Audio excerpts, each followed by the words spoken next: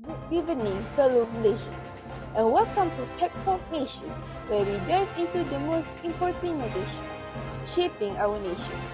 I'm your host, IRIANNA, and today's focus is on the major turning point for Malaysia's digital future, the rollout of second 5G network. Now, you might be wondering, what does that really mean for us?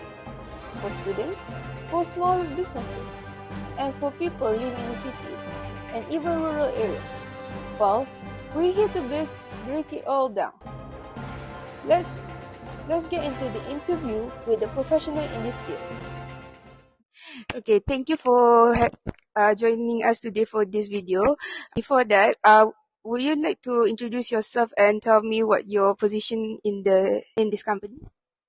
Okay, my name is Shahiran bin Usman, and actually I involved with the TM5G that was back in 2019, where TM have been appointed to do the POC for the 5G network, and the pilot done in Langkawi. The Tun Mahathir house, we have the pilot test site at his house where we did a few testing for the 5G network. So that been we have to be in Langkawi for some time to do the pilot for 5G network.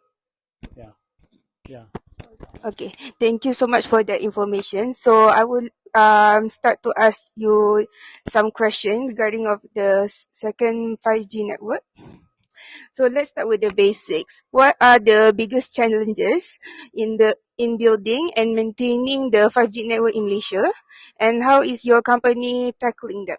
Okay. Definitely, the main challenge is the cost, the infrastructure cost. To set up the work, definitely you need to acquire sites. The site is not kind of easy to access. There's a lot of kind of geo kind of location, can be high rise, can be at the remote sites that involve a lot of costs. So that the main challenge, the infrastructure cost. And we have also issues on the spectrum, where there's a limited spectrum where we have to the controller is definitely MCMC. So that is another challenge. So among the network operator, they have to give a better, I would say, effective cost for the operator. And the other thing is about the security.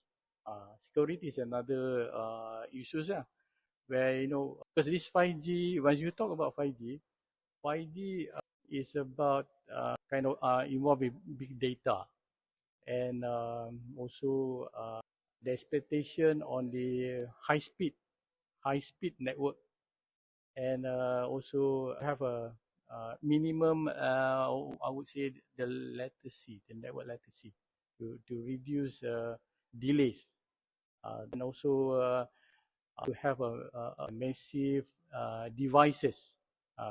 This what in 5G.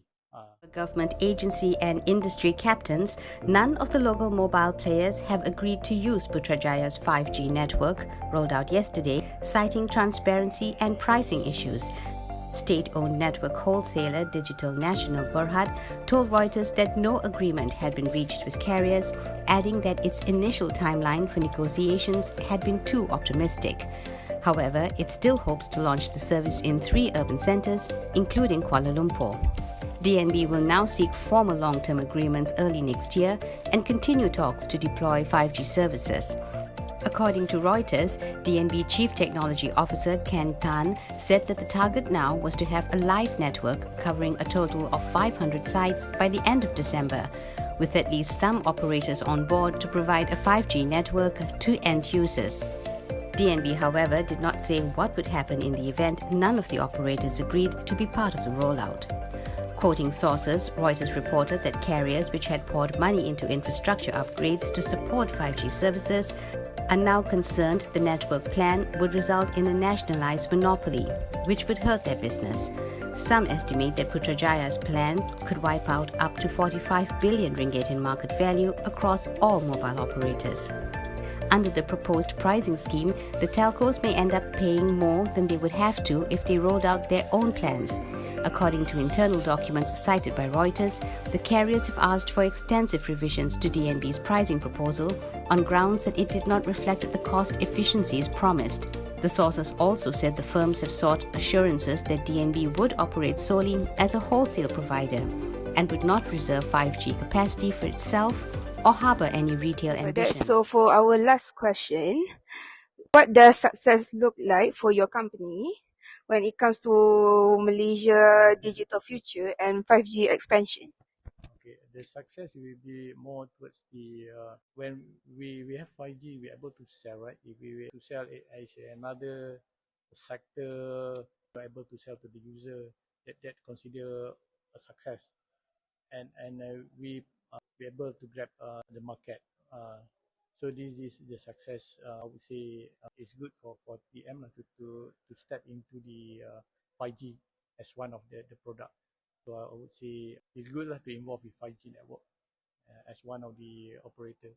Okay, so thank you so much for all of the information. Digital Nasional Berhad has announced that 5G users in Malaysia with compatible devices will enjoy a minimum speed of 100 megabits per second even at the weakest point of 5G coverage. DNB, which is tasked with deploying 5G in Malaysia, said this is made possible with the adoption of the multi-operator core network model of 5G rollout.